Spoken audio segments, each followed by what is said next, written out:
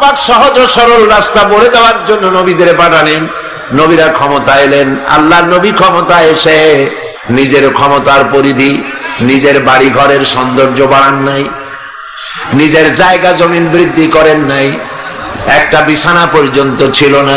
হযরত ওমর বলেন, আমি নবীজির সঙ্গে দেখা করতে গেলাম, নবীজি ঘরের ভিতর আরাম ফরমাচ্ছিলেন, বিছানার উপরে শোয়া নবীজি।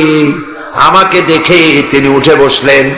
আমি দেখলাম নবীজি দড়ি দিয়ে বোনানো খাটিয়ার উপরে শোয়া ছিলেন, চাদর নাই, তোশক নাই। নবীজি যখন উঠে বসলেন, আমি তাকিয়ে দেখলাম নবীজির পিঠ মোবারকের উপরে দড়ির দাগগুলি কেটে আছে। আমি বললাম, ইয়া রাসূলুল্লাহ, এই পৃথিবী কাফের বেঈমানেরা কত শান্তি করলো, কত আরাম করলো, আর আপনার একটা বিছানা নাই, তোশক নাই। আপনি আমাকে অনুমতি দেন, একটা বিছানা বানায় দিই, একটা তোশক বানায় দিই। নবীজি বললেন, ওমর শোনো, এই পৃথিবীতে শান্তি করার জন্য আমি আসি নাই। আমি যদি বলি উহুদ পাহাড়টাকে যদি নির্দেশ করি, উহুদ পাহাড় আমার জন্য সোনায় পরিণত হয়ে যাবে। আমি পৃথিবীতে মানবতার মুক্তির জন্য এসেছি।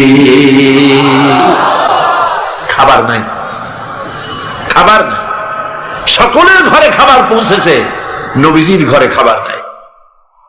হযরত আয়েশা রাদিয়াল্লাহু তাআলা আনহা বলেছেন, মাসের পর মাস, দিনের পর দিন নয়, মাসের পর মাস চলে গেছে, নবীজির ঘরে চুলায় আগুন জ্বলে নাই। একটু খেজুর, একটু পানি, এগুলি খেয়ে কোন রকম আমরা জীবিকা নির্বাহ করেছি। একবার নবী করিম সাল্লাল্লাহু আলাইহি ওয়াসাল্লাম মসজিদে নববীতে অসময় হযরত আবু বকর রাদিয়াল্লাহু তাআলা আনহুকে দেখলেন বসে আছে। জিজ্ঞেস করলেন, তোমরা এই অসময় এখানে কেন? তারা বললেন, নবীজি আজ কদিন হয়ে গেল কোনো খাবার পাইনি, ক্ষুধায় অস্থির হয়ে গেছে।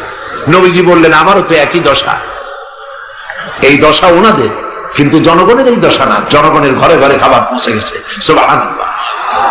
ওমর রাদিয়াল্লাহু তাআলা আনহু বলেছেন, রাষ্ট্রীয় ক্ষমতা আমার হাতে, আমার ক্ষমতার আমলে ফোরাতের কূলে একটি কুকুর যদি না খেয়ে মারা যায়, কিয়ামতের দিন আল্লাহর কাছে আমাকে জবাবদিহি করতে হবে। সুবহানাল্লাহ।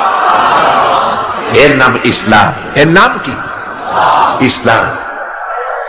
সেই ইসলামের রাষ্ট্র প্রতিষ্ঠাই করতে হবে মুসলমানদেরকে, বাংলাদেশের জনগণকে। পারবেন না? পারবেন না? এই কোরআনের আইন বাংলাদেশে চালু হোক, কি আপনারা চান? কারা কারা চান? আলহামদুলিল্লাহ।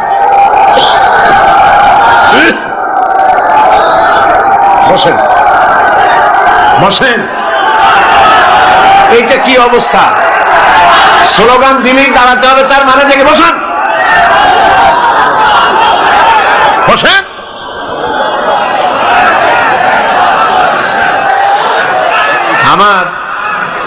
আমার মনে হয় যে আপনারা চান্স খোঁজেন। অনেক সময় বসে থেকে মাথা ব্যথা করে, তো স্লোগানের সুযোগ পাইলেই দাঁড়ায় যায়।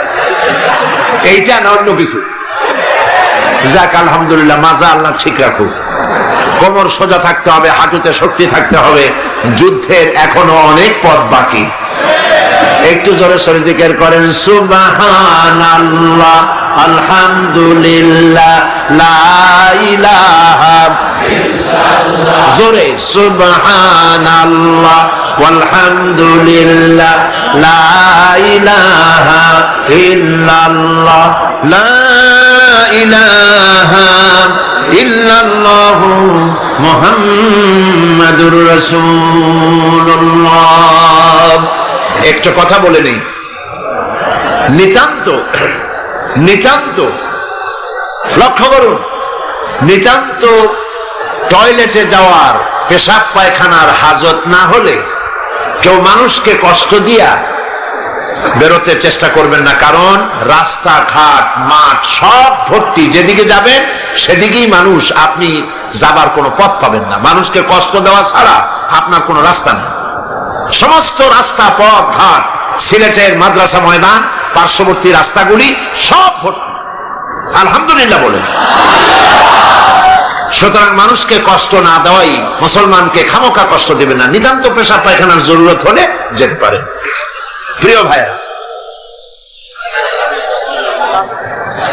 নবী করিম সাল্লাল্লাহু আলাইহি ওয়াসাল্লাম তিনি বললেন, আমার ওই একই অবস্থা, চলো আমার সাথে। তিনজনে গিয়ে উপস্থিত হলেন হযরতে আবু আইয়ুব আনসারী রাদিয়াল্লাহু তাআলা আনহুর বাড়িতে।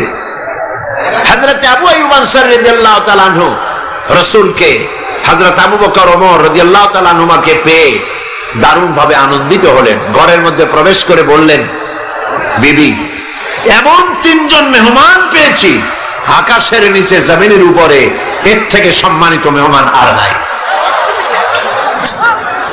তিনি একটি বকরি জবাই করলেন, রান্নার ব্যবস্থা করলেন, বাগানে চলে গেলেন, কিছু খোরমা নিয়ে এলেন, নবীজিকে বললেন, আল্লাহর নবী, এই খোরমা আপনি খান।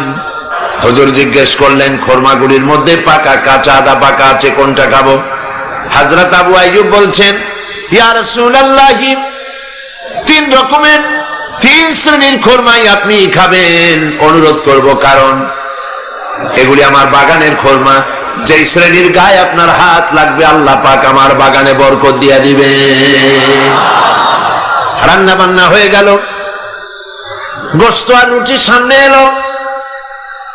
নবীজি খাওয়া শুরু করার আগে কয়েকটা রুটি আর কয়েক টুকরা গোশত একটা পোটলার মতো করে বানায়া হযরত আবু আইয়ুবের হাতে তুলে বললেন, আবু আইয়ুব, এই গোশত আর রুটি টুকরা নিয়ে যাও আমার মা ফাতেমার কাছে। গত 3-4 দিন হয়ে গেল, তার কিসমতে কিছু হয় নাই। নিজেরা না খেয়ে মানুষের দুয়ারে দুয়ারে খাবার পৌঁছে দিয়েছেন, মানুষ যেন কষ্ট না পায়, জনগণের খাবারের বন্দোবস্ত, পড়ার বন্দোবস্ত করেছেন। নবীজি গরিব মানুষের জন্য, মানুষের অর্থনৈতিক সমৃদ্ধির জন্য ব্যাংক তৈরি করলেন, ব্যাংকের নাম রাখলেন বাইতুল মাল। এই ব্যাংকের উদ্বোধন যেদিন করেন, বুখারী শরীফের হাদিসে এসেছে, আল্লাহর নবী উদ্বোধনী বক্তব্যে বললেন, মান তারাকা দায়নান আও দিয়ান ফালাইয়া, যদি কোন ঋণগ্রস্ত ব্যক্তি ঋণ পরিশোধ করতে না পেরে, ঋণ পরিশোধ করতে পারে নাই, এমন অবস্থায় যদি মারা যায়, তাহলে তার ঋণ পরিশোধের যদি কোনো ব্যবস্থা তার না থাকে, তাহলে তার ঋণ পরিশোধের ব্যবস্থা আর তার এতিম বাচ্চা গুলি, বিধবা স্ত্রী আর এতিম বাচ্চা আর ঋণের বোঝা সবগুলি আমি মুহাম্মদ সাল্লাল্লাহু আলাইহি ওয়াসাল্লাম আমার কাঁধে উঠায়া নিলাম। এমন রাষ্ট্র চালু হয়ে গেল, চুরি নাই, ডাকাতি নাই, জেনা নাই, ব্যভিচার নাই, হত্যা নাই, ধর্ষণ নাই, মানুষ শুধু পাইল শান্তি আর শান্তি। সুবহানাল্লাহ। এই শান্তি হলো কিভাবে, কি দিয়া হলো বলেন? জোরে বলেন, কি দিয়া হলো? কোরআন দিয়ে হয়েছে। কোরআন, এই কোরআন দিয়ে যদি রাষ্ট্র শাসিত হয়, তাহলে দেশে শান্তি অবশ্যই হবে। আমরা আশা করব বাংলাদেশে এই শান্তি হবে ইনশাআল্লাহ। বলি ইনশাআল্লাহ। মুসলমানদের উত্থান, মুসলমানদের জাগরণ আবার শুরু হবে ইনশাআল্লাহ। মুসলমানরা আজ মার খাচ্ছে পৃথিবীর চতুর্দিকে, চতুর্দিকে মার খাচ্ছে। আমি দেখতে পাচ্ছি, আমার ধারণা ছিল যে আফগানিস্তানে যে ঘটনা ঘটলো, এই ঘটনার দ্বারা আল্লাহ একটা কিছু করবেন, বড় রকমের কিছু আমরা দেখব, কিন্তু সেটা হলো না। কেন হলো না এটা তো আমরা বুঝবো না। ওয়াল্লাহু আ'লামু ওয়া আনতুম লা তা'লামুন। এর পেছনে কোনো পরিকল্পনা আছে, সেই পরিকল্পনাকারী কে? আল্লাহ রাব্বুল আলামিন। তিনি পরিকল্পনা করছেন। 11 সেপ্টেম্বরে আমেরিকায় যে ঘটনা ঘটেছে, এই ঘটনা সম্পর্কে আমার সুস্পষ্ট মত হচ্ছে, যদ্দূর পড়াশোনা করেছি তাতে আমার সুস্পষ্ট মত, এই ঘটনা ঘটিয়েছে পৃথিবীর ইহুদিদের পরিচালিত মোসাদ, ইহুদিদের গোয়েন্দা বিভাগ, ইসরায়েল রাষ্ট্র, ইহুদিরাই এই ঘটনা ঘটিয়েছে। এর প্রমাণপত্র পত্রিকায় বেরিয়েছে। টুইন টাওয়ার যারা ভাঙলো, আমরা তীব্র নিন্দা জানাই। এখানে হাজার হাজার মানুষ কাজ করে, মানুষ হিন্দু হোক, খ্রিস্টান হোক, বৌদ্ধ হোক, মানুষ মানুষ। এই হাজার হাজার মানুষকে যারা মারলো, যারা অর্থনৈতিক দিক থেকে আমেরিকাকে ক্ষতিগ্রস্ত করার জন্য চেষ্টা করলো, এভাবে আমরা তার নিন্দা করি, ঘৃণা জানাই। কিন্তু একথাও আমাদের বুঝতে হবে যে এই টুইন টাওয়ার, এই দুটি বিল্ডিং এ 50,000 লোক চাকরি করে, তার মধ্যে 4,000 ইহুদি আছে। দুনিয়াবাসী এ খবর জেনে ফেলেছে। ঘটনার দিন 4,000 ইহুদির একটা ইহুদিও কর্মস্থলে যায় নাই। কেন গেল না? এই প্রশ্ন আমেরিকার FBI, federal bureau of investigation, পৃথিবীর নাম করা গোয়েন্দা বিভাগ, তারা কেন এটা তালাশ করলো না? ইহুদিরা কেন সেদিন আসলো না? এবং একটার পর একটা বিমান এখানে হামলা হবে, 18 মিনিট পর পর একটা বিমান, দুটো বিমানে হিট করে বিল্ডিংটা ফেলে দেবে। এইটা পূর্ব পরিকল্পিত না হলে পরে চতুর্দিকে ক্যামেরা ফিট করে ছবি ধারণ করলো কিভাবে? এগুলি বিশ্লেষকগণ চিন্তা ভাবনা করছে। মানুষ সব মাথা খারাপ না, কিছু বুদ্ধিমান মানুষ পৃথিবীতে এখনো আছে। সুতরাং কাজটি ইহুদিরা করেছে। কেন করেছে? কারণ হলো সমাজতন্ত্রের পতনের পর পুঁজিবাদী শোষণ থেকে বাঁচার জন্য পৃথিবীর নিগৃহীত নির্যাতিত মানবতার জন্য খোলা ছিল কেবলমাত্র ইসলাম, শুধুমাত্র ইসলাম। সেই ইসলামের দিকে মানুষ যাতে আসতে না পারে, সেই জন্য ইসলাম আর মুসলমানদেরকে মিডিয়ার মাধ্যমে প্রচার করানো হলো সন্ত্রাস আর মৌলবাদ।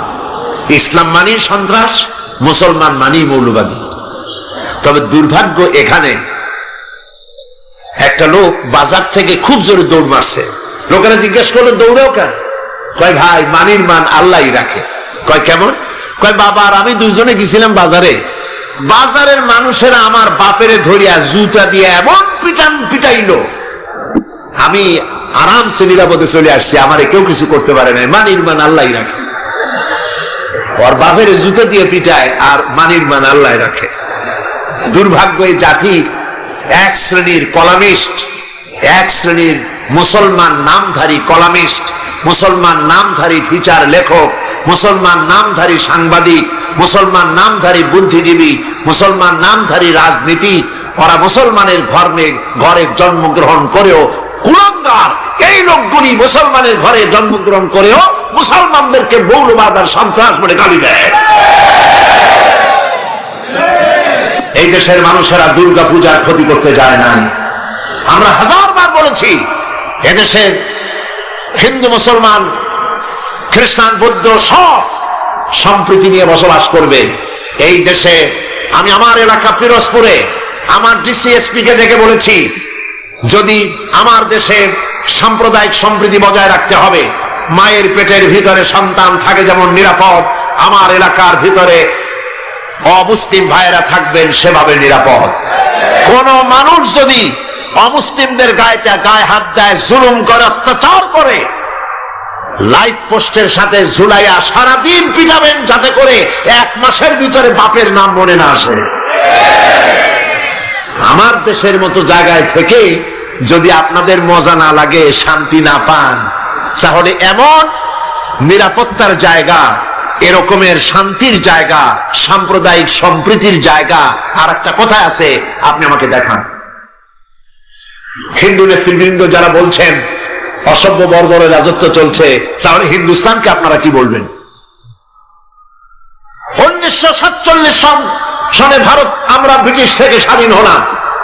1947 থেকে শুরু করে 2002 সাল পর্যন্ত বাংলাদেশে কোন সাম্প্রদায়িক দাঙ্গা হয় নাই। একথা ঠিক না বেঠি? একথা সত্য কিনা? একবারের জন্য হয় নাই। আর তোমার হিন্দুস্তানে 1947 থেকে 2002 সাল পর্যন্ত 4000 বার সাম্প্রদায়িক দাঙ্গা হয়েছে। তোমাদের দেশে যখন কোরবানি হয়, ভারতে কোরবানির সময় গরু কোরবানি হয় না, তোমরা মুসলমান কোরবানি করো। মুসলমানদের মসজিদ ভেঙে তোমরা মন্দির বানাও। এই দেশে হিন্দু মুসলমান সাম্প্রদায়িক সম্প্রীতি নিয়ে আমরা বসবাস করছি। এই দেশে সরকার বদ্ধপরিকর সাম্প্রদায়িক সম্প্রীতি তারা বজায় রাখা হবে ইনশাআল্লাহ। সুতরাং নবী তারা এসেছিলেন, আল্লাহর নবীরা পৃথিবীতে এসেছিলেন শান্তি প্রতিষ্ঠা করার জন্য। মুসলমানরা যে দেশে বেশি, ইতিহাস থেকে শুনুন, মুসলমানরা যে দেশে বেশি সেই দেশেই অমুসলিমরা বেশি নিরাপদে থাকে। আমার এই কথা ঠিক কিনা বলে? ঠিক কিনা? কেন ঠিক? ঠিক এই জন্য নবীজি বলেছেন, সংখ্যাগরিষ্ঠ মুসলিম এলাকায় যারা সংখ্যালঘু হবে তারা হবে তোমাদের জন্য আমানত, তাদের উপরে জুলুম করবে না, অত্যাচার করবে না। সংখ্যাগরিষ্ঠ মুসলমানেরা সংখ্যালঘু মুসলিমদের উপরে যদি কোনো নির্যাতন করে, জুলুম করে, কিয়ামতের দিন আমি নবী মুহাম্মদ রাসূলুল্লাহ সাল্লাল্লাহু আলাইহি ওয়াসাল্লাম মুসলমানদের বিরুদ্ধে অমুসলিমদের পক্ষ সমর্থন করে সংখ্যাগরিষ্ঠ মুসলমানদের বিরুদ্ধে আল্লাহর দরবারে মামলা দায়ের করব। এ হলো ইসলাম। সুবহানাল্লাহ, এর নাম ইসলাম। কই আমার দেশে, ভারতে, ওই কলকাতায় সপ্তম সংসদে এই বক্তব্য আমি রেখেছিলাম। সেখানে আজান দেওয়া বন্ধ করেছিল মাইকে, শুনছেন আপনারা পত্রিকায়? আজান দেওয়া বন্ধ কেন? শব্দ দূষণ হয়, আজান দিলে শব্দ দূষণ হয়।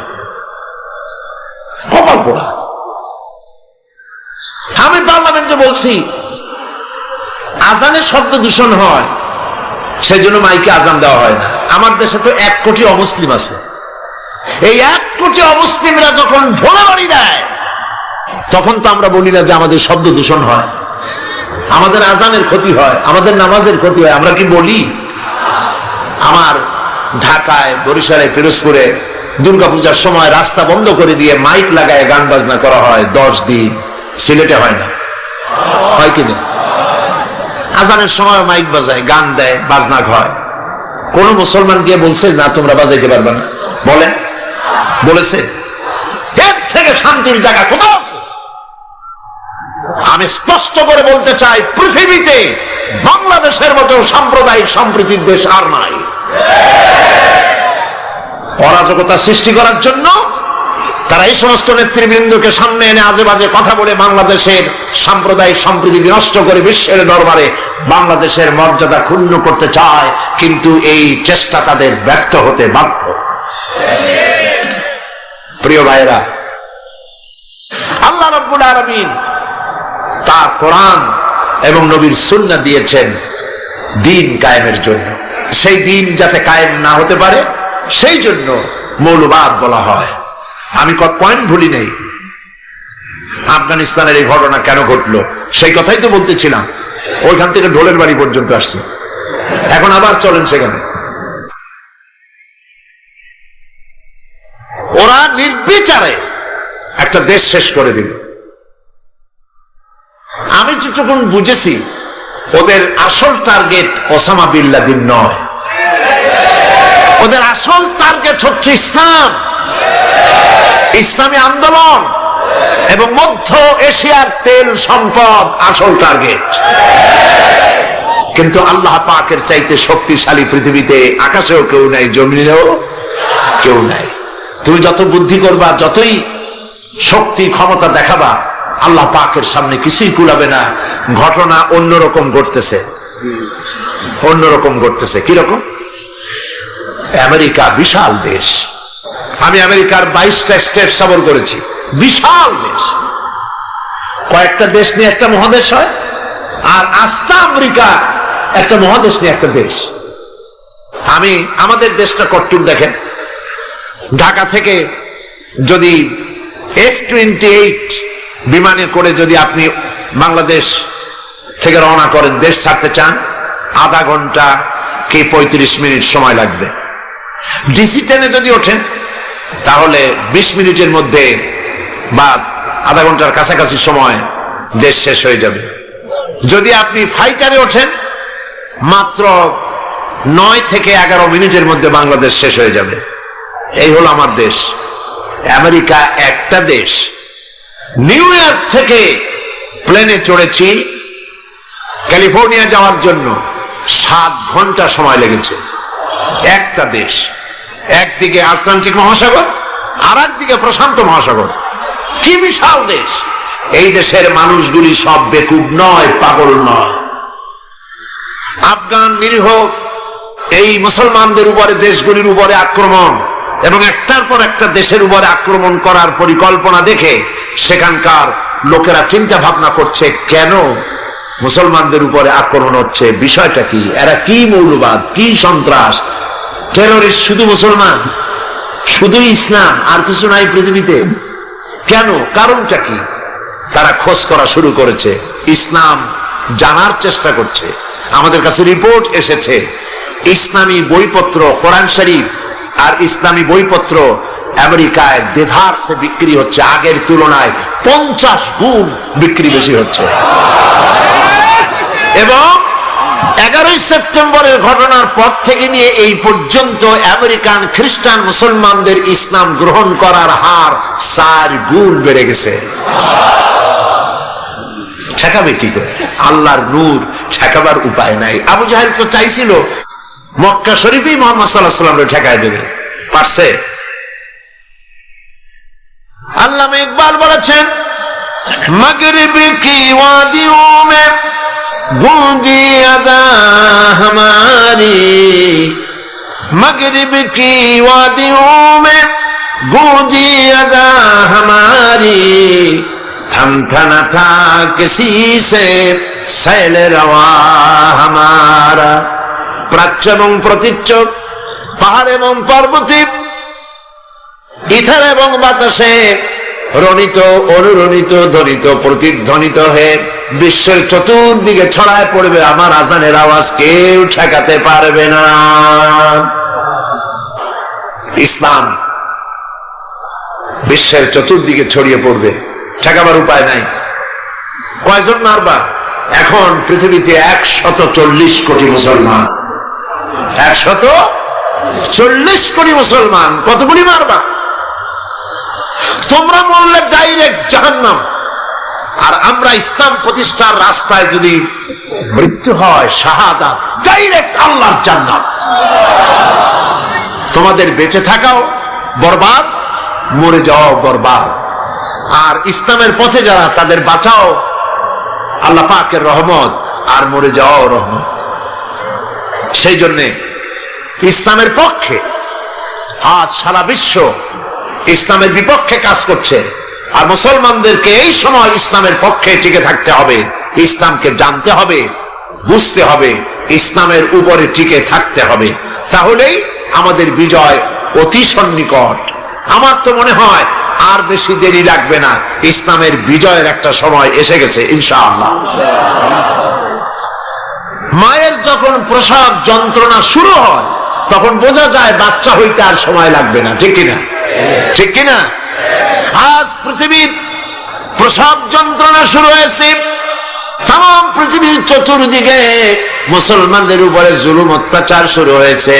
এই জুলুম অত্যাচারের মধ্য দিয়ে আগামীকাল যে সূর্য উদিত হবে, সেই সূর্য হবে ইসলামের জন্য, আল্লাহর দ্বীনের জন্য, মুসলমানদের জন্যই সেটা হবে। তামাম পৃথিবীর বুকে আল্লাহর দেওয়া বিধান ও কোরআনের রায় কায়েম হওয়ার জন্য সময় আর বেশি দূরে নয়।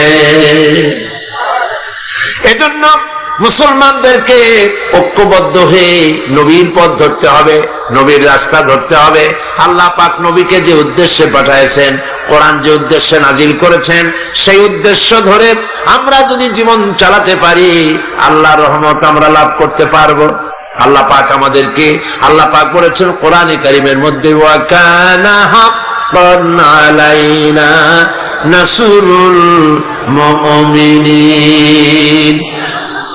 আল্লাহ রাব্বুল আলামিন বলেন, মুমিনদেরকে সাহায্য করা আমি আল্লাহর জন্য ওয়াজিব। সুবহানাল্লাহ বলেন, মুমিনদেরকে সাহায্য করা আমি আল্লাহর জন্য ওয়াজিব। মুসলমান বেশি হওয়া লাগবে, সৈন্য সংখ্যা বেশি হতে হবে, অস্ত্র বেশি হতে হবে।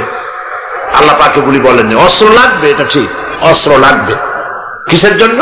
দিন প্রতিষ্ঠার জন্য। কেউ যদি আমাদের মারে, তাহলে আমরা তো আর বসে বসে আঙ্গুল চুষতে পারবো না, কি বলেন, ঠিক কিনা? এই জন্য জিহাদে আল্লাহর মদদ পাওয়া যায়। মুসলমানেরা আল্লাহর দেওয়া বিধান কায়েমের জন্য যদি চেষ্টা চালায়, আল্লাহ পাক বলেছেন ওয়ালা তাহিনু ওয়ালা তাহজানু ওয়া আনতুমুল আলাউনা ইন কুনতুম মুমিনিন। কোনো ভয় নাই, কোনো চিন্তা নাই, যদি মুমিন হও আমি আল্লাহ তোমাদেরকে জয়ী করব। সুবহানাল্লাহ। 10 জন সূরা আনফাল আল্লাহ পাক বলেছেন 10 জন ইমানদার সাবের মুত্তাকি যদি হও 100-র উপরে বিজয়ী করব। সুবহানাল্লাহ কবেন না? 100 যদি হও ইমানদার সাবের মুত্তাকি 1000 কাফেরের উপর বিজয়ী করব। সুবহানাল্লাহ। আল্লাহ পাক আজও তার রহমত নিয়ে আসেন আমরা যদি মুমিন হই। বদরের মাঠে জিহাদের ময়দানে একজন সাহাবী বলছেন ইয়া রাসূলুল্লাহ, জিহাদের ময়দানে সবাই নেমে গিয়েছে, আমি একজন যুবক মানুষ মুসলমান, আমার কাছে কোনো অস্ত্র নাই, মেহেরবানি করে একটা অস্ত্র দেন, আমি জিহাদে শরীক হয়ে যাই। হুজুর বললেন আমার কাছে অস্ত্র নাই। তিনি বললেন ইসলামের এই প্রথম জিহাদে আমি কি করে নীরব দর্শকের ভূমিকা পালন করি, যা পারেন তাই দেন আপনার হাত দিয়া। নবীজি এদিক ওদিক তাকায়া একটা শুকনা খেজুরের ডাল পেলেন, শুকনা খেজুরের ডালটা ধরাই দিলেন সাহাবীর হাতে। সাহাবী বলেন নবীজির হাতের দেওয়া শুকনা খেজুরের ডাল দিয়া জিহাদের ময়দানে ঝাঁপিয়ে পড়লাম। ধারালো তরবার দিয়ে আঘাত করলে যেমন কাম হয়, নবীর দেওয়া শুকনা খেজুরের ডাল দিয়ে আঘাত করার সঙ্গে সঙ্গে কাফের দ্বিগণ্ডিত হয়ে পড়তে লাগলো। কবি বলছেন ফিজাই বদরি পয়দা কুন ফেরেশতে তেরি নুসরত কো, ফিজাই বদরে পয়দা কুন ফেরেশতে তেরি নুসরত কো, उतर सकते गर्दू से कतर अंदर कतर अब्बी। বদরের মুসলমানের মতো ঈমান আজ যদি তোমাদের ভিতরে থাকে, আল্লাহ রাব্বুল আলামিন কাতারে কাতারে ফেরেশতা তোমাদের সাহায্যের জন্য নামায়া দিবে। ঈমানদার হও, মুসলমান হও, আল্লাহ পাক সাহায্য করবেন। আল্লাহ পাকের সাহায্য নিয়ে আমরা কি করতে চাই? দিন প্রতিষ্ঠা করতে চাই। আমরা মারামারি করতে চাই না। আমরা পাশ্চাত্যকে বুঝাতে চাই, খ্রিস্টান, মুশরিক, ইহুদি, দুনিয়ার তাবত ইসলাম বিরোধীদেরকে বুঝাতে চাই ইসলাম সন্ত্রাসে বিশ্বাস করে না, ইসলাম যুদ্ধে বিশ্বাস করে না, ইসলাম শান্তিতে বিশ্বাস করে। নবীজি যত যুদ্ধ করেছেন সবগুলি আক্রান্ত হয়েছেন, ডিফেন্সিভ ওয়ার, সবগুলি আত্মরক্ষামূলক যুদ্ধ করেছেন, নিজে আগ বাড়াইয়া কারো সাথে আক্রমণ করে নাই। সুতরাং আপনাদের যুদ্ধ যেমন আপনারা যুদ্ধ করেন দেশ দখল করে, সেই দেশে নিজের ক্ষমতা চালু করে ক্ষমতার ব্যাপ্তি পরিধি আরো বাড়াবার জন্য ইসলাম এভাবে লড়াই করে না। ইসলাম চায় পৃথিবীর মানুষ আল্লাহর মানুষের উপরে আল্লাহর আইন কায়েম করার জন্য তারা চেষ্টা চালায়। এই চেষ্টায় যদি কেউ সশস্ত্র বাধা দেয়, সেই বাধার মোকাবেলা ইসলাম করে জিহাদের নামে। মুসলমানেরা জিহাদের নামেই সেটা করে, ঠিক? সেই জন্য ইসলামকে ভুল বুঝাবার কোনো কারণ নাই। আমি আবারও সিলেটের সমস্ত মুসলমান ভাইদের বলি, আপনারা পৃথিবীর চতুর্দিকে ছড়িয়ে আছেন, ইউরোপে, আমেরিকায়, মধ্য এশিয়ায়, আফ্রিকায়, দুনিয়ার চতুর্দিকে আপনারা আছেন। আপনারা মানুষের কাছে যান, দিনের দাওয়াত নিয়ে ছড়িয়ে পড়ুন, মানুষকে বুঝান ইসলামের মধ্যে সন্ত্রাস নাই, সাম্প্রদায়িকতা নাই। ইসলাম আল্লাহর দেওয়া দিন প্রতিষ্ঠা করতে চায়। মুসলমানেরা পৃথিবীর সব থেকে বেশি শান্তিকামী, তারা মারামারিতে, হত্যা, জিঘাংসায় বিশ্বাস করে না। এই কথাগুলি মানুষকে বুঝান। নামাজ পড়ুন, দিনদার হন, ইমানদার হন, পরেজগার হন। আল্লাহ পাক যেন আমাদের তাই বানান, বলেন আমিন। প্রতি বছর আমি নামাজের কথা আপনাদের সামনে বলি, আজও না বলে পারি না, কারণ শুধুমাত্র ওয়াজ শুনলে হবে না। নামাজ হলো ফাউন্ডেশন। নামাজ কি? ফাউন্ডেশন। নামাজ লা দীনা লিমান লা সালাতা লাহু, যার কাছে নামাজ নাই তার কাছে দিন নাই, ঈমান নাই, চরিত্র নাই, কিছুই নাই। 5 ওয়াক্ত নামাজ জীবনে আর ছাড়বো না। ওয়াদা করতে পারবেন? প্রতি বছর করেন, আজও করেন, দুহাত উঁচু করে বলেন, ইয়া আল্লাহ, তোমার পবিত্র নামে ওয়াদা করি, কসম করি, যতদিন পর্যন্ত মালাকুল মউত আমার মাথার কাছে না আসতেছে ততদিন পর্যন্ত ফরজ নামাজ, ফরজ রোজা ছেড়ে দেব না, ছেড়ে দেব না। ইয়া আল্লাহ, আমি আমার মৃত্যু পর্যন্ত এই ওয়াদা যেন পালন করতে পারি, এ তৌফিক তুমি আমারে দাও, আমিন। হাত নামান। যে ব্যক্তি বিদ্রোহ করেছে এবং দুনিয়ার জীবনকে অগ্রাধিকার দিয়েছে তার জায়গা হচ্ছে জাহান্নাম। জোরে বলেন নাউজুবিল্লাহ। যে ব্যক্তি আল্লাহর সঙ্গে বিদ্রোহ করেছে আর পরকালের জন্য পাথর জোগাড় করে নাই, দুনিয়াকে অগ্রাধিকার দিল, পরকালকে ভুলে গেল, তার জায়গা হলো জাহান্নাম। ওয়াম্মা মান খাফা মাকাম রাব্বিহি ওয়া নাহান নাফসা আনিল হাওয়া ফাইন্নাল জান্নাতা হিয়াল মাওয়া। আর যে ব্যক্তি আপন প্রভুর সামনে উপস্থিত হওয়াকে ভয় করেছে এবং আপন প্রবৃত্তিকে লালসা মুক্ত করেছে, লালসার হাত থেকে রক্ষা করেছে, আল্লাহ রব্বুল আলামিন কিয়ামতের দিন তার জন্য রেখে দিয়েছেন জান্নাত। তার জন্য কোন জায়গা? জান্নাত। আমাদেরকে পরকাল ভিত্তিক জীবন যাপন যদি করি তাহলে কবরের জবাবগুলি খুব আসান হবে। আর যদি পরকাল ভিত্তিক জীবন যাপন না হয়, কবরটা মুসিবত হয়ে যাবে। হযরত ওসমান রাদিয়াল্লাহু তাআলা আনহু কবরের কাছে গিয়ে খুব কাঁদতেন। সাহাবায়ে কেরাম প্রশ্ন করেছেন, হুজুর, রাসূল করিম সাল্লাল্লাহু আলাইহি ওয়াসাল্লাম যখন জান্নাত ও জাহান্নামের ওয়াজ করেন তখনও তো এত বেশি আপনি কাঁদেন না, যত বেশি কাঁদেন কবরের কাছে এসে, কারণ কি? হযরত ওসমান রাদিয়াল্লাহু তাআলা আনহু বলতেন, আমার সাথীরা, আমি আমার হাবিবের কাছে, আল্লাহ রাব্বুল আলামিনের রাসূলের কাছে আমি শুনেছি এই কবরটাই হলো প্রথম স্টেশন, এই কবরটাই হলো প্রথম ইমিগ্রেশন কাউন্টার। এই জায়গায় যদি কেউ ধরা পড়ে যায়, কারো যদি চার্জশিট হয়ে যায়, সব জায়গায় ধরা পড়ে যাবে, হাসরে মিজানে সিরাতে কোনো জায়গায় নাজাত পাবে না। আর এই কবরটা যদি কেউ মুক্তি পেয়ে যায়, মিজান সিরাত হাসর সব জায়গা থেকে আল্লাহ তারে ভালোভাবে পার করে দিবেন। এটা হলো আসল জায়গা, মারাত্মক জায়গা, খুব মারাত্মক জায়গা। আমি এটাকে ইমিগ্রেশন কাউন্টার বলেছি আমার ভাষায়। ইমিগ্রেশন কাউন্টার যারা বিদেশ ভ্রমণ করেছেন তারা জানেন। লন্ডন যাবেন, আমেরিকা যাবেন, সৌদি আরব যাবেন, যে কোনো বিদেশে যাবেন, গেলেই পাসপোর্ট তারা দেখবে। পাসপোর্টে আপনার ন্যাশনালিটি কোনটা সেটাই তারা জানতে চাইবে। আপনি কোন দল করেন এটা তারা জানতে চাইবে না। আপনি কোন ভাষায় কথা বলেন তাও তাদের জানার দরকার নেই। প্রথমেই তারা আপনার ন্যাশনালিটি দেখবে, আপনার আইডেন্টিটি কি তারা জানতে চাইবে।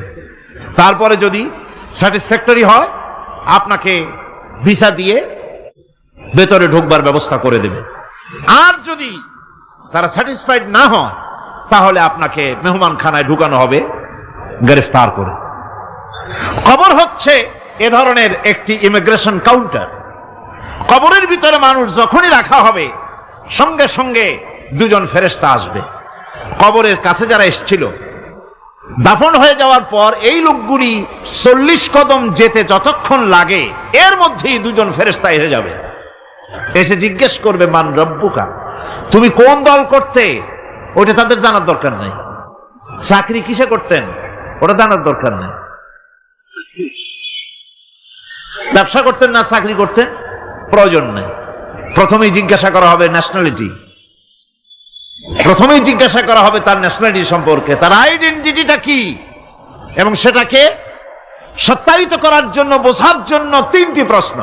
প্রথম প্রশ্ন, মান রব্বুকা ওয়া মা দীনুকা ওয়া মান নাবিয়্যুকা, তোমার রব কে, তোমার দিন কি, তোমার নবী কে। যদি এই ব্যক্তি বেঈমান হয়, মুনাফিক হয়, সে বলবে হায় হাতা লা আদরি, হায় হাতা লা আদরি, জানি না। আমার রবকে আমি জানি না। তোমার দিন কি? দিন কারে কয় বুঝি না। এরপরে আল্লাহর নবী জনাবে মুহাম্মদ রাসূলুল্লাহ সাল্লাল্লাহু আলাইহি ওয়াসাল্লামকে দেখানো হবে, বলা হবে মা কুনতা তাকুলু ফি হাদার রাজুল, এই ব্যক্তি সম্পর্কে তোমার ধারণা কি নিকে? বলবে আমি চিনি না। নাউযুবিল্লাহ। বাস, এরপরে তার যা হবার তাই শুরু হয়ে যাবে। আর যদি বান্দাটা মুমিন হয়, প্রশ্ন করা হবে মান রাব্বুকা, জবাব দেবে রব্বি আল্লাহ, আমার রব আল্লাহ রাব্বুল আলামিন। ওয়া মা দীনুকা, দীনুনা ইসলাম, আমার দিন হচ্ছে ইসলাম। এরপরে আল্লাহর নবীকে দেখানো হবে। কয়েক রকমের বর্ণনা আছে। কোন বর্ণনায় আছে হুজুরের আকারে দেখানো হবে, অথবা রাসূলকে সরাসরি দেখানো হবে। বলা হবে মা কুনতা তাকুলু ফি হাদার রাজুল, এই লোকটি সম্পর্কে ধারণা কি? মুমিন ব্যক্তি বলবে হাদা নবিয়ুনা মুহাম্মাদুর রাসূলুল্লাহ সাল্লাল্লাহু আলাইহি ওয়াসাল্লাম, ইনি আমার তো সেই নবী মুহাম্মাদুর রাসূলুল্লাহ সাল্লাল্লাহু আলাইহি ওয়াসাল্লাম। আমরা যেন এই রকমের জবাব দিতে পারি, আল্লাহ কবুল করো। সকলে জোরে কোন আমিন। জবাব হয়ে যাওয়ার পর গায়ব থেকে আওয়াজ আসবে ফাফরিশু বিল জান্নাতি ওয়ালবিসু বিল জান্নাহ, ও আমার ফেরেশতারা আমার এই বান্দাকে জান্নাতের পোশাক পরায়া দাও আর কবরটাকে জান্নাতের বিছানা বিছায়া দাও। জান্নাতের পোশাক পরায় দাও, জান্নাতের বিছানা বিছায়া দাও। ইলা মাদ্দা বাসারিহি, তার চোখের দৃষ্টি যতদূর যায় কবরটা ততটা প্রশস্ত করে দাও। এরপর বেহেশতের পোশাক পরাইয়া বেহেশতের বিছানা বিছায়া ফেরেশতা বলবে নম কানাউমুল উরুস, ঘুমিয়ে যাও। দুলামিয়া যেমন বাসর সজ্জায় নতুন বউ নিয়ে আরামে ঘুমায়, এরকম আরামে ঘুমায় যাও। ইলা ইয়াউমিল কিয়ামা, কিয়ামত পর্যন্ত ঘুমায় থাকো, আরামে ঘুমিয়ে থাকবে। এরপরে সিংগায় ফুৎকার হবে, সিংগার ফুৎকারের আওয়াজে তার ঘুম ভেঙে যাবে। বলবে ইয়া ওয়াইলানা মান বা'সানা মিন মারকাদিনা, হায় আফসোস, আমার এত আরামের ঘুম থেকে কে আমাকে জাগ্রত করলো, আমার ঘুমটারে নষ্ট করলো কে?